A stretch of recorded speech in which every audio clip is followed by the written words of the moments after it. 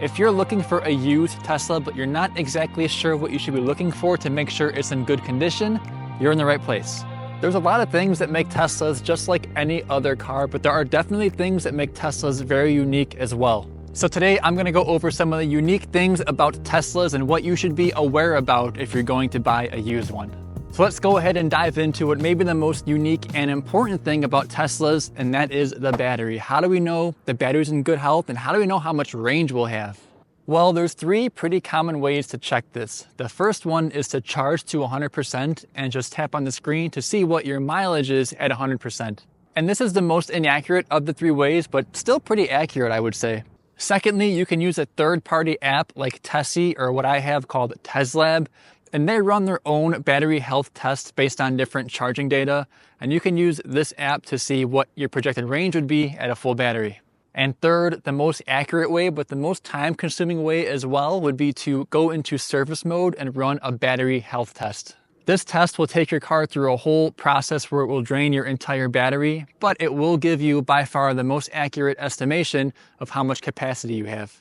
Now do note that battery degradation in any Tesla model is normal. So it's really important to understand the degradation curve of Teslas because most degradation happens in the first 20 to 30,000 miles. So if you're looking for a Tesla with about 25,000 miles and you check the degradation, you may be surprised at how high the degradation rate is, and it may freak you out a little bit, but don't worry, just know it flattens out over time.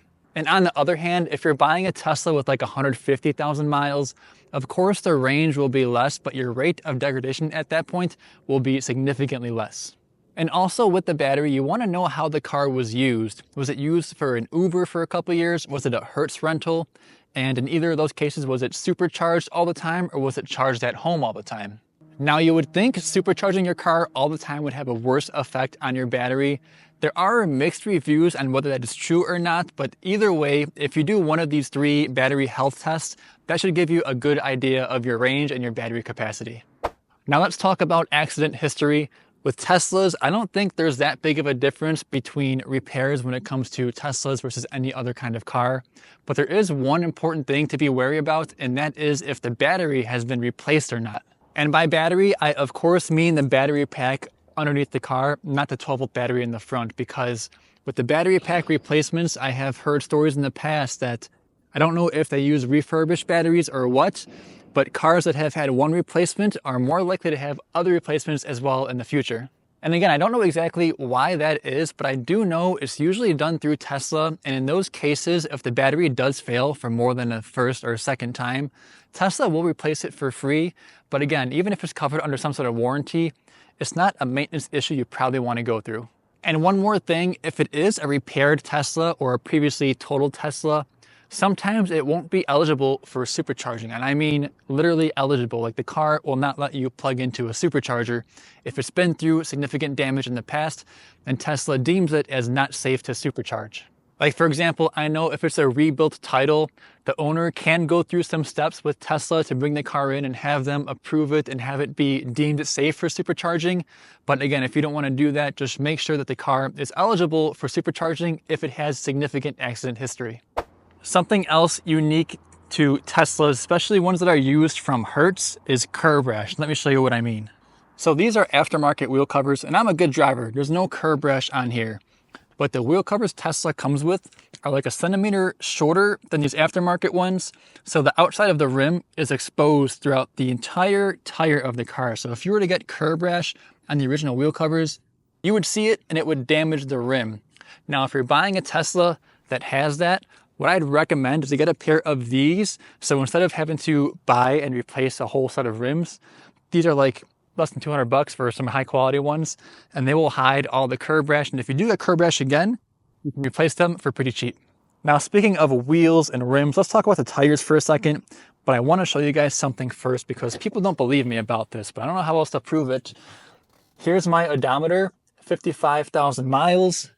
And these wheels that you see here are the wheels that I got when I first bought this car. I have not changed these wheels yet. Now, of course, we've all heard stories, myself included, about these tires on these Teslas not even lasting like 25 or 30,000 miles. I've experienced and have also heard stories that these cars' tires last north of 60,000 miles. So I will say, if you're buying a used Tesla, instead of inquiring about how many miles are on the tires, go check the levels yourself, check the tires yourself, and see if they're at a level that's good enough for you when you buy it. Now, you might know you can use your phone as your key. I'm close here, I have my phone on me, car unlocks, I can go ahead and drive it. But a new Tesla comes with 2 key cards, so you should be able to get those when you have them used as well.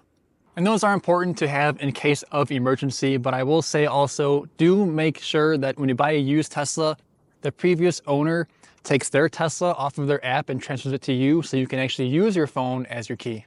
Now, you may or may not know that each Tesla, new or used, will come with continuous software updates that will improve the car and give it new features over time. However, if you care about full self-driving, you want to be aware of what hardware version your car comes with. So the ability for your Tesla to one day be completely 100% autonomous is looking more and more likely that the hardware 4 versions and later will be the ones to do so, and the hardware 3 versions and earlier will be incapable of that. Now, that's not guaranteed, but do note that if this is the case, Tesla has said that they would replace all hardware 3 cars with hardware 4 once hardware 4 becomes fully autonomous. And they said they would do this for free. They didn't write anything down, it's not official, but they said they would do it for free. Now, how do you know if you have hardware 4? Well, Model S and X switched from hardware 3 to hardware 4 after March of 2023. Model Ys switched after May of 2023, and Model 3s, all 2024 and later versions have hardware 4, aka all the refreshed versions of the Model 3 have hardware 4. So anything before that is likely hardware 3, and if you're buying an older S or X, that may even have hardware 2.5. If your car comes with full self-driving, it will come to you when you buy the car, even if it's used. And that's kind of a debatable topic of whether that should or should not be the case in the Tesla community. But so let's say someone buys a new Tesla and purchases full self-driving outright with the car. Once they sell the car, it won't stick with them. It will go to the next owner of the car. So if that's the case, and you're buying a car that has complete purchased full self-driving, it will be transferred to you as well. But if they're paying monthly and they cancel that monthly subscription, you'll have to subscribe to it if you want full self-driving.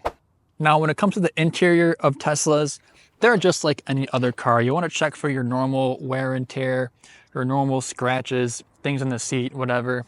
But one thing I noticed with Teslas in particular that's pretty much unavoidable, I would say, is this right here. The leather will get some wrinkles over time. I'm just getting in and out of the car so much. But besides that, a well-maintained Tesla interior should be almost like new. Now, I've heard of 2 things that happen in every single car, but happen more in Teslas, and ironically, I don't know if I believe that, but my car has both of them. And the first is that I've heard these windshields are more prone to cracks or chips. I have a small little rock chip right there. It's not spreading. I put a little thing on it to fix it, but that's about it for the windshield. And secondly, just the exterior. Yeah, of course, you'll get some rock chips and some scratches over time on the front. That's normal. But with Teslas without mud flaps, I have heard and seen that there's more damage in this back panel here. I don't know what the heck I hit. I swear, that's not just normal stuff. Maybe some paint correction will fix that. But if you're buying a used Tesla, just check this bottom area right here towards the back to make sure there's no significant damage like that. And lastly, if you're buying a used Tesla, does it come with a charging cable? And if so, which cable does it come with? Because of course you got to upgrade your garage and your outlet to be able to charge your car at home, right? Well, maybe not. If you have a regular 120 volt outlet somewhere in your garage or anywhere you park that you have access to, all you may need is a mobile connector if you don't drive like an Uber driver and you can plug in overnight. And yeah, of course, it's a slower charge, but if you plug in overnight and can charge overnight, you can charge your Tesla with the same outlet you would use to charge your iPhone. But if you do want to upgrade your at-home charging, be sure that your house or your garage can handle a faster outlet, because we tried to buy a wall connector. Well, we had credits, tried to get it for free and redeem it, but we found out to be able to install a faster outlet in our garage, it would be like $2,000 to upgrade our entire circuit. And we didn't know that. So if that's the case for you, you want a faster charge at home, just make sure your house or your garage can handle it. So those are the most important things to look out for when you're buying a used Tesla. If you want to buy this used Tesla, reach out to me in a few months. I'll have the scratches corrected by then. I take great care of it, but yeah, hit me up in a few months. But anyways, I hope you found this video helpful. If you're a current Tesla owner, leave a comment down below of anything that I missed that you'd look out for when buying a used Tesla. And if you're in the market for a used Tesla, check out some of those comments. We have a lot of great subscribers who comment on our videos who are very knowledgeable, so check them out down below. But as always, thanks for watching. Catch you in the next one.